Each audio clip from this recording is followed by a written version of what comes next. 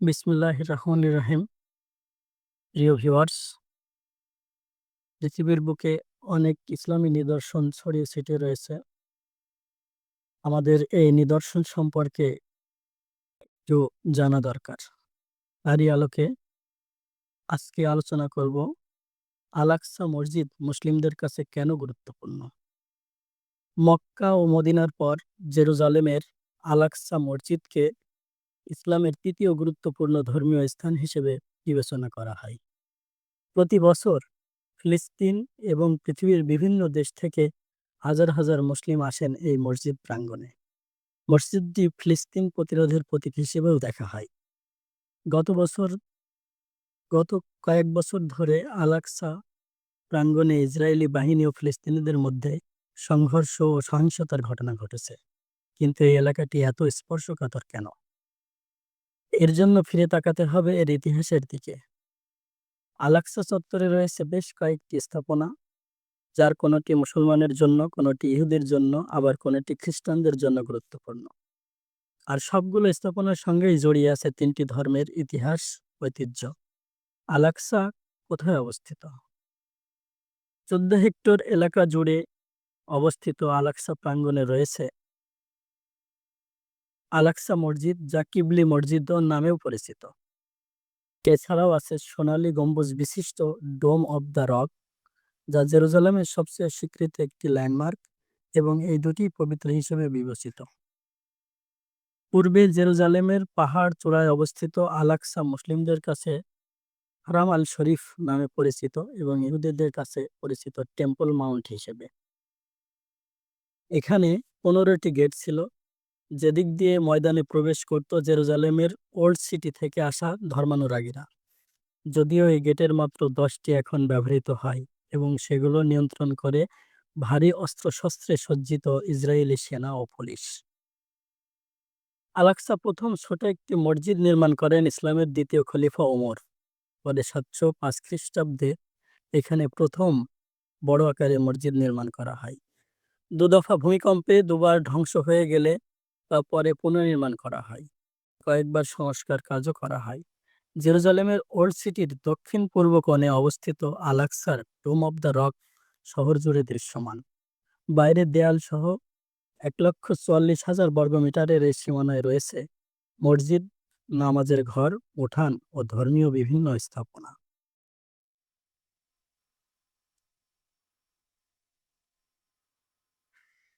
Al Aqsa অর্থ কি? আরবি ভাষায় আল-আকসার দুটি অর্থ রয়েছে। সবচেয়ে দূর, যা মক্কা থেকে এর দূরত্বকে বোঝায়। ইসলামের পবিত্র গ্রন্থ কুরআনে এ বিষয়ে উল্লেখ করা হয়েছে এবং সর্বোচ্চ হিসেবেও মুসলিমদের কাছে এর মর্যাদা ও গুরুত্বের কথা তুলে ধরা হয়েছে। আল-আকসা মসজিদটি মসজিদুল আকসা বা বাইতুল মুকাদ্দাস নামে পরিচিত মুসলিমদের কাছে। মুসলমানরা বিশ্বাস করেন নবী মুহাম্মদ মিরাজের রাতে কাবা শরীফ থেকে প্রথমে আল-আকসায় এসেছিলেন এবং মিরাজে গমনের আগে এখানে সব নবীদের সঙ্গে নামাজের সময় ইমাম হিসেবে নামাজ আদায় করেন। আল-আকসা কেন গুরুত্বপূর্ণ? এই প্রাঙ্গণের যেমন ধর্মীয় গুরুত্ব রয়েছে, এর পাশাপাশি ফিলিস্তিনি জনগণের সংস্কৃতি ও জাতীয়তার প্রতীকও এটি। সোনালী গম্বুজের ডোম অব দ্য রক সারা বিশ্বের মুসলমানদের কাছে স্বীকৃত এবং এই স্থানে প্রার্থনা করতে আসতে পারা একটি বড় সুযোগ বলে মনে করেন মুসলিমরা। বর্তমান সীমানাগুলো তৈরি হবার আগে বছরগুলোতে সেই পুরনো আমলে মুসল্লিরা পবিত্র শহর মক্কা ও মদিনার উদ্দেশ্যে যাত্রা করলেও সেই সফরে জেরুজালেমকেও অন্তর্ভুক্ত করতেন। আল-আকসার বিস্তীর্ণ প্রাঙ্গণ এখনও হাজার হাজার ধর্মানুরাগীকে আকৃষ্ট করে, যারা প্রতি শুক্রবার জামাতে নামাজের জন্য জড়ো হন। আল-আকসা প্রাচীনতম মসজিদগুলোর একটি। মিরাজের রাতে এই মসজিদেই নামাজ আদায় করেছিলেন নবী মুহাম্মদ সাল্লাল্লাহু আলাইহি সাল্লাম। মক্কায় হজ ও উমরা পালনের আগে আল-আকসা ছিল মুসলিমদের কাছে প্রধান ধর্মীয় স্থান। ইহুদিরা বিশ্বাস করে টেম্পল মাউন্টেই তাদের পয়গম্বর আব্রাহাম তার পুত্র ইসমাইলকে উৎসর্গ করার জন্য নিয়ে এসেছিলেন। এখানে উল্লেখ্য, ইহুদিদের পয়গম্বর আব্রাহাম ইসলাম ধর্মে নবী ইব্রাহিম হিসেবে পরিচিত। ইহুদিরা বিশ্বাস করে এখানেই ছিল ইহুদিদের প্রথম ও দ্বিতীয় পবিত্র উপাসনালয়। তারা মনে করে ৩,০০০ বছর আগে রাজা সুলেমান এখানে প্রথম উপাসনালয় নির্মাণ করেছিল, যেটি ধ্বংস করেছিল ব্যাবিলনীয়রা। আর দ্বিতীয়টি উপাসনালয়টি ৭০ খ্রিস্টাব্দে রোমান বাহিনী ধ্বংস করে দেয়। এখানে একটি খ্রিস্টান ব্যাসিলিকাও ছিল, যা একই সাথে ধ্বংস হয়। সেই উপাসনালয়ের শুধুমাত্র পশ্চিম দিকের দেয়ালটি এখনো টিকে আছে এবং এটি ইহুদিদের প্রার্থনার স্থান। ইহুদিদের মতে আলাকসার আলাকসায় ফাউন্ডেশনে স্টোন বা বিশ্বের ভিত্তি পাথর এর অবস্থান। সেখানে থেকে বিশ্বের সৃষ্টি শুরু হয়েছিল বলে তারা বিশ্বাস করে। অন্যদিকে খ্রিস্টানরা মনে প্রাণে বিশ্বাস করে এটাই সেই জায়গা যেখানে যীশুখ্রিস্ট ক্রুশবিদ্ধ হয়েছিল, আর এখানকার গুহাতেই তার দেহ রাখা হয়েছিল। ইসরায়েল ১৯৬৭ সালে জেরুজালেম ও পশ্চিম তীর দখল করে নেবার আগে এটি নিয়ন্ত্রণ করত জর্ডান। এখন পূর্ব জেরুজালেম ইসরায়েল অধিকৃত হলেও আল-আকসা বা টেম্পল মাউন্ট এলাকাটি নিয়ন্ত্রণ বা পরিচালনা করে জর্ডান ফিলিস্তিনের একটি ওয়াকফ প্রতিষ্ঠান। ডোম অব দ্য রক, জেরুজালেম বেশ কয়েকটি উল্লেখযোগ্য ল্যান্ডমার্ক রয়েছে আল-আকসায় এবং ইসলামিক যুগের প্রারম্ভিক পর্যায়ের ঐতিহাসিক স্থাপত্য নিদর্শন সংরক্ষিত রয়েছে এই প্রাঙ্গণে। ধর্মীয় ভবন, বিভিন্ন ধরনের গম্বুজ, মিনার, স্তম্ভের ঐতিহাসিক কাঠামো ছাড়াও রয়েছে ৩০টি পানির উৎস, যার মধ্যে অজু করার জন্য ব্যবহৃত কূপও রয়েছে। ইসলামী স্থাপত্যের প্রাচীন নমুনার দেখা মেলে আল-আকসায়।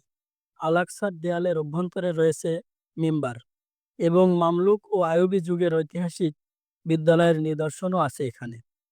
আরবি ভাষায় ডোম অব দ্য রককে কুব্বাত আল সাখরা বলা হয়, যেটি ধর্মীয় ও ঐতিহাসিক গুরুত্ব বহন করে। মক্কার আগে মুসলিমরা এই স্থানকে কিবলা হিসেবে ব্যবহার করতেন, অর্থাৎ এর দিকে ফিরেই নামাজ পড়াতেন তারা। উলামায়ে খলিফা আব্দুল মালিক ইবনে মারওয়ানের নির্দেশে ৬৯২ খ্রিস্টাব্দে তৈরি হয় অষ্টকোণ বিশিষ্ট এই স্থাপনা ডোম অব দ্য রক। হারাওয়াল শরীফ বা টেম্পল মাউন্টের ওপর অবস্থিত সোনালী গম্বুজটি ইসলামী স্থাপত্যের অন্যতম একটি নিদর্শন। এর মধ্যখানে রয়েছে একটি পাথর, যাকে কেন্দ্র করে এই স্থাপনা নির্মিত। এর জন্য একে বলে কুব্বাত আল সাখরা বা ডোম অব দ্য রক। ইহুদিদের বিশ্বাস অনুযায়ী এই পাথর হলো ফাউন্ডেশনের স্টোন বা মহাবিশ্বের কেন্দ্রবিন্দু।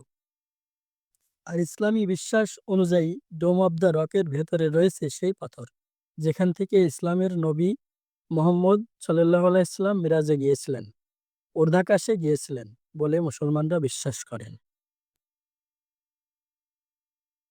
পৃথিবী বিখ্যাত আরেক নাম ওয়েস্টার্ন ওয়াল। আল-আকসার অন্যতম গুরুত্বপূর্ণ স্থান হল মসজিদের দক্ষিণ পশ্চিম প্রান্তে অবস্থিত ওয়েস্টার্ন ওয়াল, যা আল বুরাক প্রাচীর নামেও পরিচিত। Moroccan gate O prophet gate বা বাব আল নাবি গেটের মাঝখানে রয়েছে প্রাচীরটি এবং এই এলাকায় একটি ছোট মসজিদও রয়েছে, যা বুরাক মসজিদ নামে পরিচিত, যেটা ১৩০৭ থেকে ১৩৩৬ খ্রিস্টাব্দের মধ্যে নির্মিত হয়েছিল। প্রায় ২০ মিটার লম্বা ও ৫০ মিটার দৈর্ঘ্যের প্রাচীরটি নিয়ে মুসলিমদের বিশ্বাস হলো নবী মুহাম্মদ সাল্লাল্লাহু আলাইহি সাল্লাম মিরাজে যাওয়ার আগে আল বুরাক নামে পরিচিত একটি ডানাওয়ালা ঘোড়ার মতো প্রাণীকে বেঁধে রেখেছিলেন এখানে। অন্যদিকে টেম্পল মাউন্টকে ঘিরে থাকা ওয়েস্টার্ন ওয়াল ইহুদিদের কাছে পৃথিবীর ভিত্তিপ্রস্তর হিসেবে স্বীকৃত ও পবিত্র স্থান। চুনাপাথর দিয়ে বানানো প্রাচীন এই দেয়ালটি প্লেস অফ উইপিং বা কান্নার জায়গা নামেও পরিচিত। ইহুদিরা বিশ্বাস করে যে এটি হেরোডেটিয়ান উপাসনালয়ের অবশিষ্ট কাঠামো, যা রাজা হেরোড দ্য গ্রেটের সময় ২০৮ খ্রিস্টপূর্বাব্দে সম্প্রসারিত হয়। রোমানরা ৭০ খ্রিস্টাব্দে ধ্বংস করেছিল এটা। প্রতি বছর কয়েক হাজার ইহুদি ওয়েস্টার্ন ওয়ালে জড়ো হন এবং এই দেয়ালটি ধরে প্রার্থনা করেন ইহুদি ধর্মাবলম্বীরা। যেখানে দেয়ালের ফাঁক-ফোকরে দেখা যাবে অসংখ্য টুকরো টুকরো কাগজ গুজে রাখা। সেগুলোর মধ্যে লেখা থাকে এখানে আসা মানুষজনের প্রার্থনা। তারা বিশ্বাস করে এই প্রাচীর হলো সেই জায়গা যেখানে ঈশ্বর সবসময় উপস্থিত থাকেন। আল-আকসা বা আল-কিবলি মসজিদ। আল-আকসা মসজিদ কোনো একক মসজিদ নয়। আল-আকসা মসজিদ মানে কিবলি মসজিদ, মারওয়ানি মসজিদ, কুব্বাত আল সাখরা ও বুরাক মসজিদের সমন্বয়।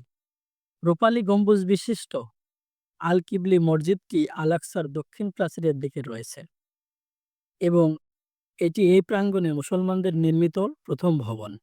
এটা এখানকার সবচেয়ে উল্লেখযোগ্য স্থাপনাগুলোর মধ্যে একটি এবং এখানে মুসল্লিরা নামাজ পড়েন একজন ইমামের নেতৃত্বে। মুসলমানরা ৬৩৮ খ্রিস্টাব্দে যখন জেরুজালেমে প্রবেশ করে তখন ইসলামের দ্বিতীয় খলিফা ওমর বিন আল খাত্তাব এবং তার সঙ্গীরা মসজিদ নির্মাণের নির্দেশ দেন।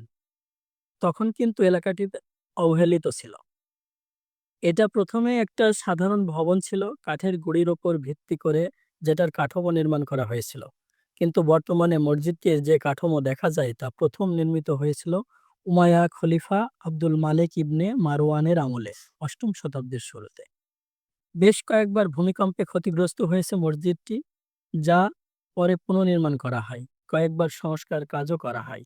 এর শেষ সংস্কার কাজটি হয়েছিল অটোম্যান আমলে। সে সময়ে সুলতান সুলেমান মসজিদ প্রাঙ্গণে বেশ কয়েকটি সাইট পুনরুদ্ধার করেছিলেন এবং সেখানে কার্পেট ও নানা ধরনের লণ্ঠন স্থাপন করেছিলেন।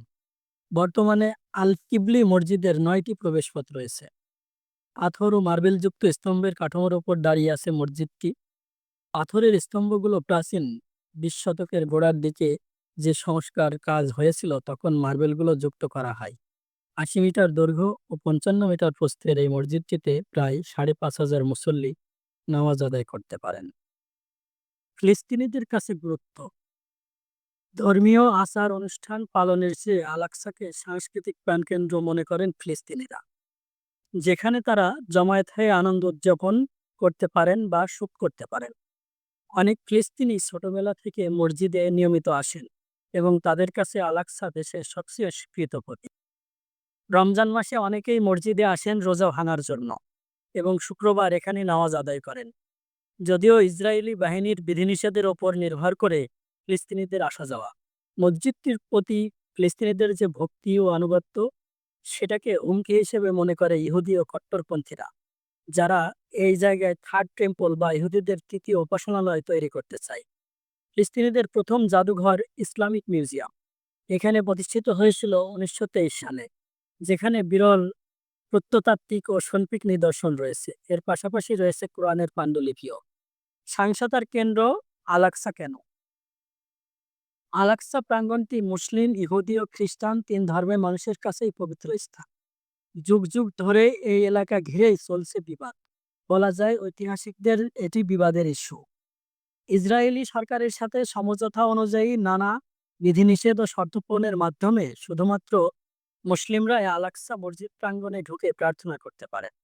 অন্যদিকে খ্রিস্টান ও ইহুদিরা আল-আকসায় শুধু পর্যটক হিসেবে প্রবেশ করতে পারবে। সপ্তাহে ৫ দিন তাদের জন্য আল-আকসা খোলা এবং দিনে ৪ ঘন্টা সময় পাবেন ওই এলাকা ঘুরে দেখার জন্য। জেরুজালেম ধর্ম ও সার্বভৌমত্ব রক্ষায় দীর্ঘদিন ধরে আল-আকসা প্রাঙ্গণ সহিংসতার একটি কেন্দ্র হয়ে উঠেছে। ইহুদি দর্শনার্থীরা নিয়ম অমান্য করে আল-আকসায় প্রার্থনা করেছে, কেউ প্রকাশ্যে কেউ বা মুসলিমদের বেশে। নানান সময়ে ইসরায়েলি নিষেধাজ্ঞার বিক্ষোভ, সংঘর্ষ, সহিংসতায় রূপ নিয়েছে। আল-আকসায় সাবেক প্রধানমন্ত্রী এরিয়েল শ্যারনের এক বিতর্কিত সফরকে কেন্দ্র করেই শুরু হয়েছিল ফিলিস্তিনিদের দ্বিতীয় ইন্তিফাদা বা গণ অভ্যুত্থান, যাতে ৪,০০০-এরও বেশি লোক নিহত হয়েছিল বলে ধারণা করা হয়। সম্প্রতি আল-আকসা মসজিদ প্রাঙ্গণে ইসরায়েলি পুলিশের সাথে ফিলিস্তিনিদের আবারও সংঘর্ষ হয়েছে। ফিলিস্তিনের সর্বশেষ এই সহিংসতায় ঘটনা এমন সময়ে ঘটে যখন মুসলমানরা রমজান মাস এবং ইহুদিরা পাসওভার হলিডে পালন করছিল। ইহুদি চরমপন্থীরা তাদের পাসওভার দিবস উপলক্ষে সেখানে একটি ছাগল জবাই করতে পারে এমন একটি খবর ছড়িয়ে পড়লে মুসল্লিরা রমজানের নামাজের পর সেখানে ব্যারিকেড সৃষ্টি করে। খ্রিস্ট ধর্মের শুরুর দিকে এবং রোমানরা ওই স্থানে ইহুদিদের টেম্পল ধ্বংস করে দেওয়ার আগে ইহুদিরা সেখানে ছাগল জবাই করত। ইসলামিক স্থাপত্যকলার নিদর্শন পাওয়া যায় আল-আকসায়। ২০২২ সালের এপ্রিল মাসেও আল-আকসা মসজিদ চত্বরে ইসরায়েলি আইনশৃঙ্খলা রক্ষাকারী বাহিনীর সাথে ফিলিস্তিনি বিক্ষোভকারীদের ব্যাপক সংঘর্ষ হয়। ইসরায়েলি পুলিশ তখন জানিয়েছিল শুক্রবার নামাজের পর মসজিদ চত্বর থেকে ফিলিস্তিনিরা ইহুদিদের প্রার্থনার স্থান ওয়েস্টার্ন ওয়ালের দিকে পটকা ও পাথর ছুঁড়ে মারার পর পুলিশ আল-আকসা মসজিদ চত্বরে প্রবেশ করে এবং বিক্ষোভকারীদের ছত্রভঙ্গ করে। এমন সময় ওই সংঘাতের ঘটনা ঘটে যখন মুসলিমদের পবিত্র রমজান মাস, ইহুদি ধর্মাবলম্বীদের জন্য গুরুত্বপূর্ণ উৎসব পাসওভার ডে ও খ্রিস্টানদের ধর্মীয় উৎসব ইস্টার একই সাথে পালিত হচ্ছিল।